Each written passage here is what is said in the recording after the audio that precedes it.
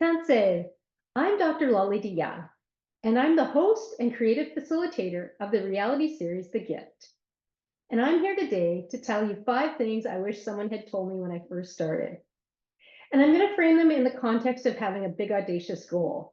So whether that's going back to school, starting a new business, getting into a relationship, I'm going to frame it using the letters in GIFT, G-I-F-T, because anytime we have a big, audacious goal, it is a gift that we give to ourselves.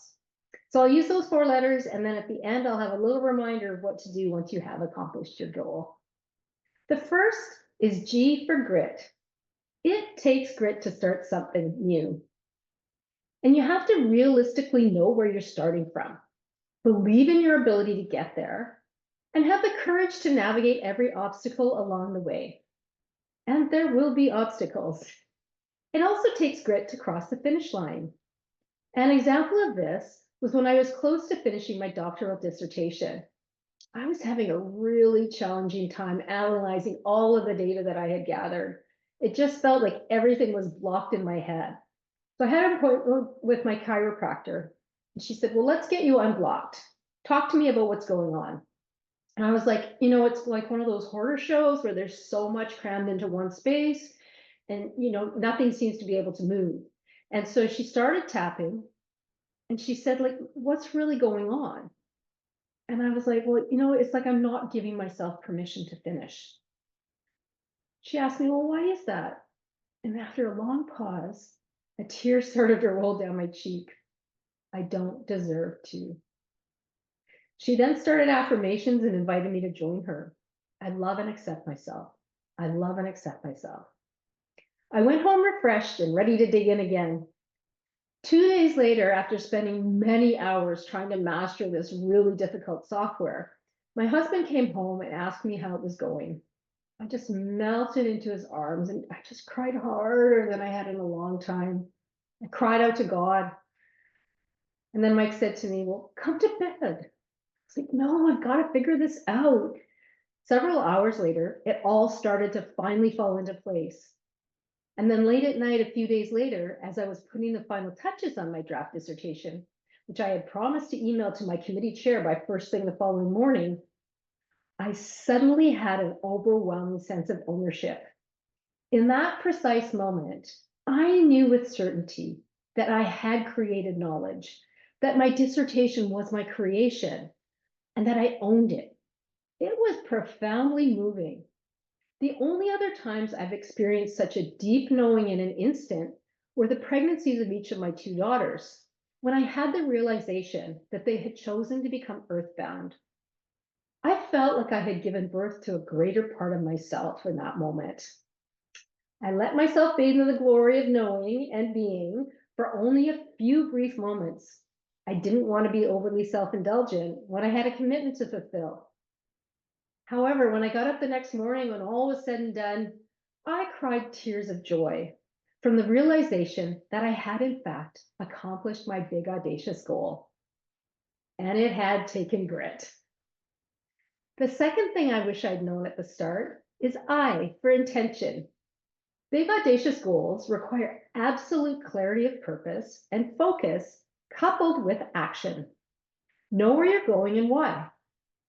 Even being slightly off course can take you far astray of where you want to be. The concept of the 1-degree difference offers a means of considering this. Writer Joel O'Leary gives the example of a 12-hour flight from San Francisco to Rome.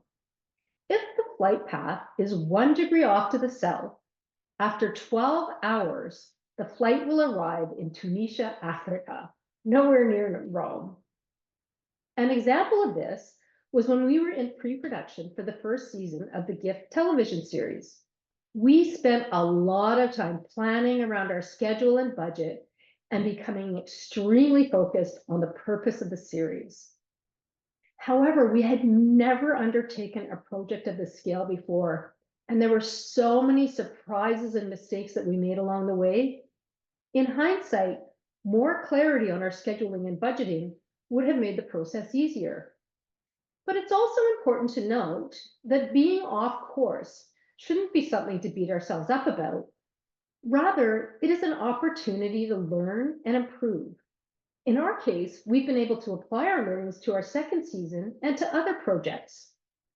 Fortunately, with season one, we had the clarity of purpose of the series, and we're so pleased that we are able to further Indigican Productions' mission to create, produce, and distribute an unscripted television series where talented creatives, both cast and crew, shine.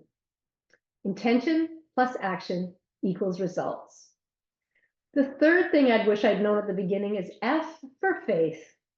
Underpinning intention and grit, when it comes to big audacious goals, one must have faith in themselves and knowing that in the long term, everything will fall in place for the highest good. Taking a spiritual approach, no matter what your beliefs or faith tradition, is key. Now, I know that some people are wary of the word spiritual for a variety of reasons, and so by no means am I referring to religion here. Rather, I'm referring to those moments and experiences when there is a knowing that our life has a purpose that we're living, and the universe is a safe, abundant, and loving place. Whether you call it the creator, the universe, God, or an essential experience, it's a common human experience that reminds us of our true, authentic selves. An area of my life where faith prevailed was finding my husband. I had been a single mother for 8 years, and I really wanted to be in a relationship. I had taken the time to really look at myself and heal around who I had been in my first marriage and who I needed to be a great wife.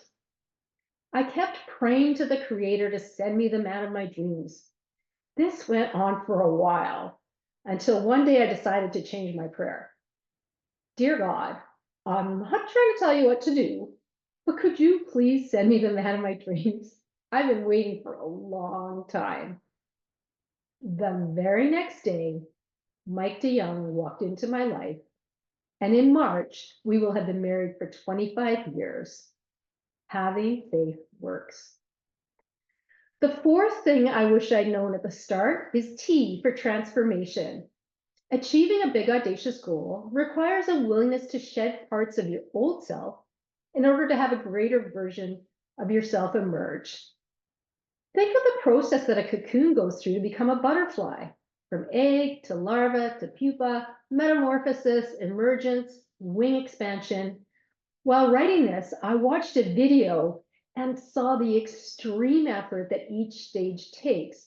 It's not unlike each stage of a big, audacious goal. This is all about starting from where you're at, accepting all of who you are, including your shortcomings, and patiently letting the process unfold as it must.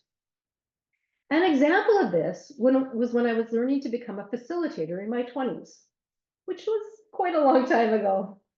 I had spent so much of my life seeking the approval of others that it was extremely difficult to get up in front of groups of people and challenge them to be their greatest selves. I became impatient with myself and how deeply rooted my need for approval was.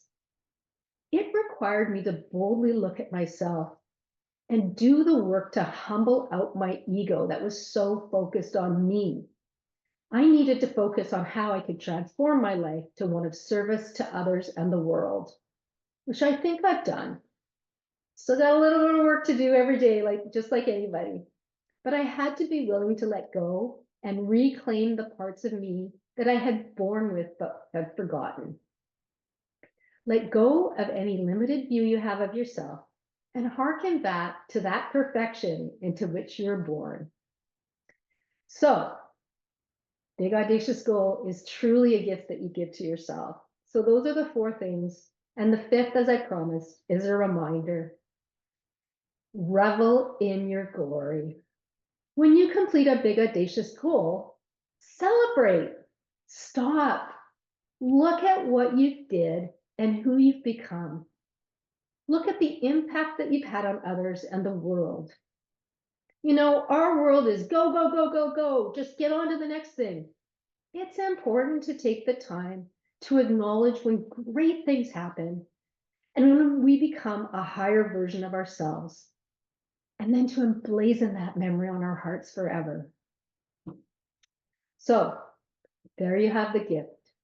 Grit, intention, faith, and transformation to achieve your big audacious goal, and then to remember to revel in your glory. I'm Dr. Lolly DeYoung.